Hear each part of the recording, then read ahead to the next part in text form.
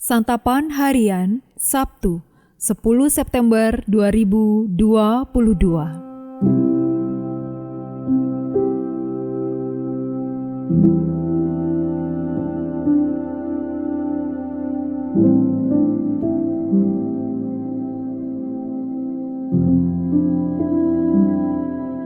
Inilah program Santapan Harian, sebuah program yang mengajak Anda menelusuri isi Alkitab, agar Anda menemukan makna firman Tuhan sesuai dengan konteksnya.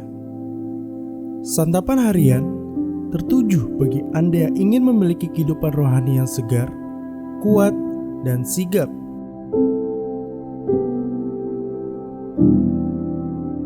Hari ini kita akan membaca Wahyu pasal yang kedua, ayat yang pertama hingga ayatnya yang ketujuh.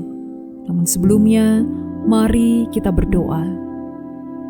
Ya Kristus, layakkanlah kami untuk menerima sabda-Mu. Di dalam kasih-Mu ya Yesus, kami memohon. Amin. Wahyu 2 ayat 1-7. Tuliskanlah kepada malaikat jemaat di Efesus. Inilah firman dari Dia yang memegang ketujuh bintang itu di tangan kanannya dan berjalan di antara ketujuh kaki dian emas itu. Aku tahu segala pekerjaanmu, baik jeripayamu maupun ketekunanmu. Aku tahu bahwa engkau tidak dapat sabar terhadap orang-orang jahat, bahwa engkau telah mencobai mereka yang menyebut dirinya rasul, tetapi yang sebenarnya tidak demikian, bahwa engkau telah mendapati mereka pendusta, dan engkau tetap sabar dan menderita oleh karena namaku, dan engkau tidak mengenal lelah. Namun demikian aku mencela engkau karena engkau telah meninggalkan kasih-Mu yang semula. Sebab itu ingatlah betapa dalamnya engkau telah jatuh. Bertobatlah dan lakukanlah lagi apa yang semula engkau lakukan. Jika tidak demikian, aku akan datang kepadamu dan aku akan mengambil kaki dianmu dari tempatnya, jikalau engkau tidak bertobat. Tetapi ini yang ada padamu, yaitu engkau membenci segala perbuatan pengikut-pengikut Nikolaus, yang juga kubenci. Siapa bertelinga, hendaklah ia mendengarkan apa yang dikatakan Roh kepada jemaat-jemaat. Barang siapa menang, dia akan kuberi makan dari pohon kehidupan yang ada di taman Firdaus Allah.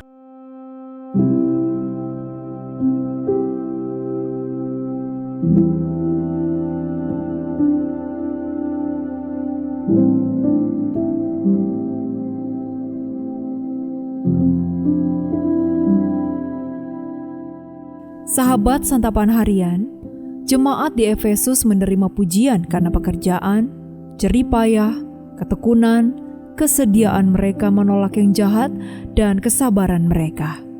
Namun, mereka disebut telah meninggalkan kasih mereka yang semula. Mereka pun dicela dan diperintahkan untuk bertobat. Jemaat di Efesus yang dianggap telah meninggalkan kasih semula mereka itu mendapat teguran yang mencela bahwa mereka telah jatuh sangat dalam. Bisa jadi mereka sudah begitu jauh meninggalkan kasih mula-mula mereka sampai-sampai mereka mendapat peringatan bahwa apabila mereka tidak bertobat, kaki dian mereka akan diambil dari tempatnya. Apakah mereka sendiri tidak menyadari apa yang mereka lakukan? Hal ini terkesan aneh. Bagaimana bisa perbuatan baik dan setia disebut dilakukan tanpa kasih? Bukankah kasih adalah daya pendorong bagi seseorang untuk melakukan perbuatan baik dan setia? Sebenarnya hal demikian bisa saja terjadi. Sangat mungkin orang melakukan kebaikan bukan berdasarkan kasih, melainkan karena merasa terpaksa atau berada di bawah ancaman. Bisa pula perbuatan baik itu dilakukan sekedar karena kewajiban. Selain itu, bisa saja perbuatan baik itu dilakukan sebagai sebuah kebiasaan. Karena sudah rutin, perbuatan baik itu terus dilakukan tanpa adanya kasih. Jadi, orang baik secara mekanis seperti mesin. Mereka tak tahu lagi alasan dan makna dari perbuatan baiknya. Teguran keras kepada jemaat di Efesus kiranya juga menjadi teguran bagi kita sekalian. Berbuat hal yang baik adalah sebuah norma universal. Orang dituntut berbuat baik agar dapat diterima dalam pergaulan dan relasi yang lain. Namun, sungguh, orang pun bisa jatuh pada perbuatan baik yang tidak tulus dan tidak didasarkan kasih. Karena tuntutan sosial dan kebiasaan, orang melakukan kebaikan secara mekanis. Mari kita gali ulang kasih di dalam diri kita. Mari mengasihi sedemikian rupa sehingga kita berbuat baik karena dorongan kasih.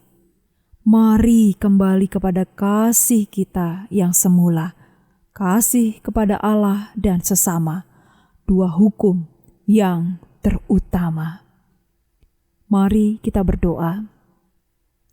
Tuhan, tolong kami untuk mengikut Engkau dan menunjukkan kebaikan kepada orang-orang di sekitar kami, sehingga mereka dapat melihat Engkau di dalam diri kami.